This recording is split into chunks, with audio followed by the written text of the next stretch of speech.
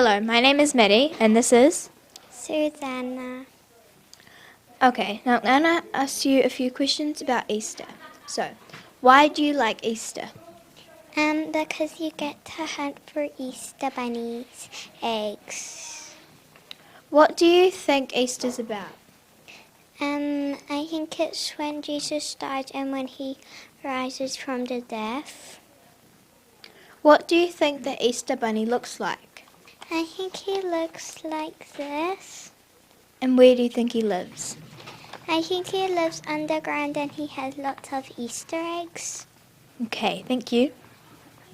Hi, my name is Davika, and this is... Demi. So, Demi, I'm going to be asking you a couple questions about Easter. Do you like Easter? Yeah. Why do you like Easter? Because it gives you chocolate and Easter eggs. Good answer. What do you think Easter's about? When Jesus dies. When Jesus dies? Okay. What do you think the Easter bunny looks like? He has long ears and he gives us lots of Easter eggs. Do you want to show you a picture? Where do you think the Easter bunny lives? At the Easter Bunny World. Oh, that's cool. Thank you, guys. Hello everybody. Today the Royal Blues News team brings you the weekly Headmaster's interview. What have you noticed throughout St George's over the past week? I've seen a lot of kindness this week, and that doesn't surprise me because it's been a really lovely term one, and I'm really proud of everybody in the way in which they are being patient and kind with one another. What is your favourite part of being the headmaster at St George's? That's easy. The kids. I get to see the kids every day. That's why I like being at the gate duty, to bring people into the school and to farewell them. It gives me a real sense of how everybody is and if I need to follow up with a student. But being able to work with great teachers and the staff here at St George's is a real special part of my day. But definitely we're all here for the students, so that's a really cool thing. What could we improve around the school behaviour-wise? I think everybody is really thinking about how we care for the environment and each other. I have noticed one or two little pieces of rubbish, and that could be just the wind coming from other places, bringing it into the school. But I think we just need to be really mindful that we're not leaving rubbish around. Okay? How did you feel about the family chapel service on Sunday? Oh my gosh, Easter's one of my favourite times of year. But I love how Chaplain tells us beautiful stories. She's a great storyteller, and she's connecting beautifully our chapel services on Sundays and during the week with what we're learning in our classrooms. And it's that connection, and there's a real family feel. So pretty cool. When you were at school, what was your favourite subject? Maths and PE. No offence to other subjects, but I loved maths and I loved PE because I like problem solving, and I was hopeless at division.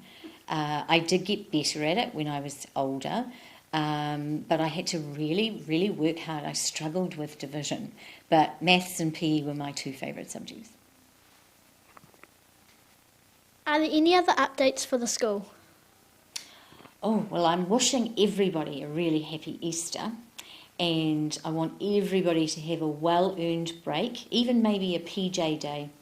And we're back on Wednesday. We get Tuesday off, and that means that we'll then have a really strong finish to the term because we'll all feel refreshed. The teachers have earned a really well-deserved break, but most of all, be safe if you're travelling and have a really happy Easter. Thank you for the interview. See you next week. I look forward to it. Thank you so much. Hi, my name is Zavika and this is Phoebe, and we are interviewing Ms. Newton. Hello. How do you think the progress is for the LORAC so far? Well, it's been really good. We have had the script for about 6 weeks now, and we meet once a week to talk through the lines, and we've done 15 of about 60 pages so far. We had a practice this lunchtime, and the leads are really getting to grips with their lines, and we will start from the place where we left off next week, and we're just building the familiarity with the script at the moment.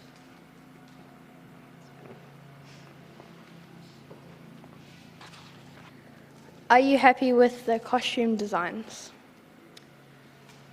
I am, because I don't do them, and it's not my forte, to be honest. So we have a team of highly capable people that dress people, and I think they are making the costumes really simple for parents to acquire, and they are jazzing them up with items that is their vision, actually. So I really do just bring the energy of the dancing and singing and the shape, but costumes are great, actually.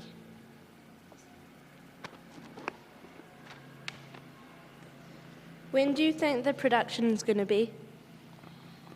The production's going to be the final the final week of term 3.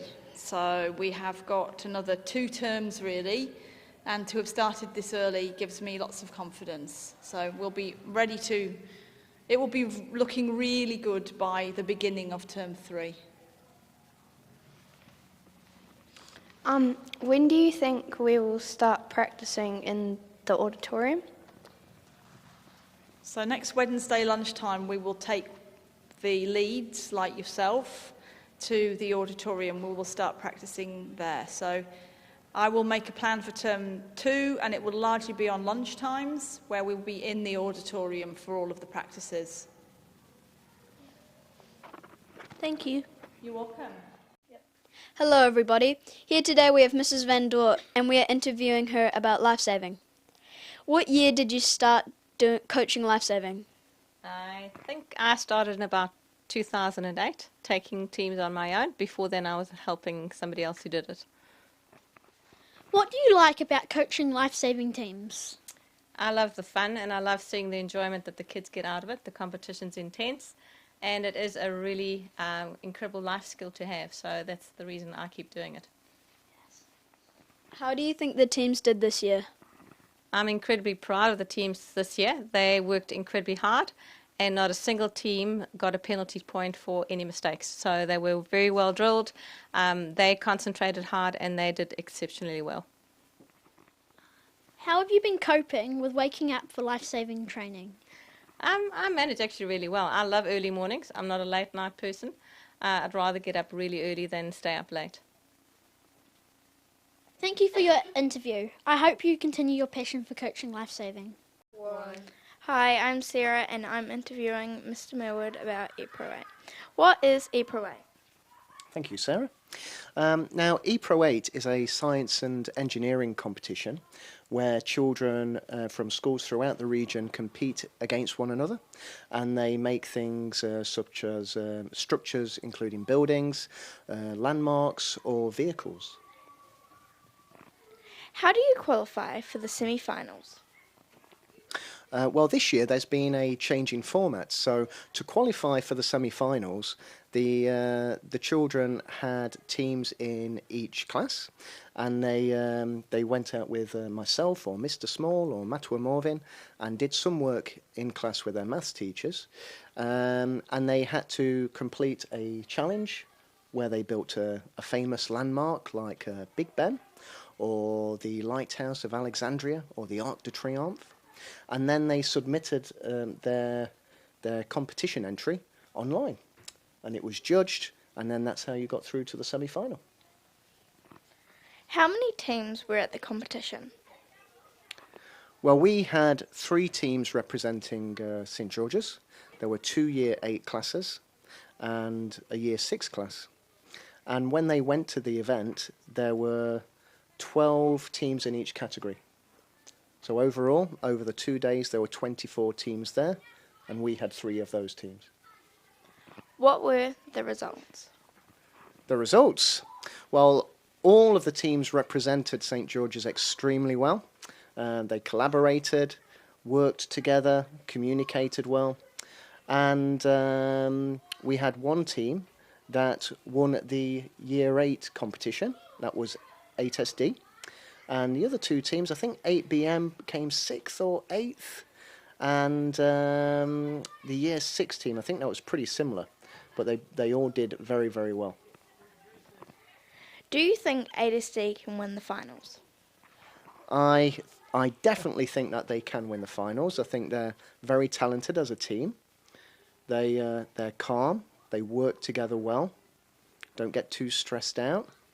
And I think they've got all the skills that they need to do very, very well.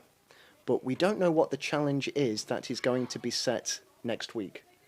So it all depends, really. We'll find out next week. Do you have any plans for ePro 8 next year? Well, for next year, we'd like to develop ePro 8 further. And I'll have discussions about that with Miss Gifkins. So it might mean that we're able to buy extra equipment or change the format in school. But it is something that we'd really like to look into for next year. And we'll get feedback from the teams that competed this year to see what they think we could do differently next year and how we could improve. Thank you, Mr. Millward, for letting the St George the Royal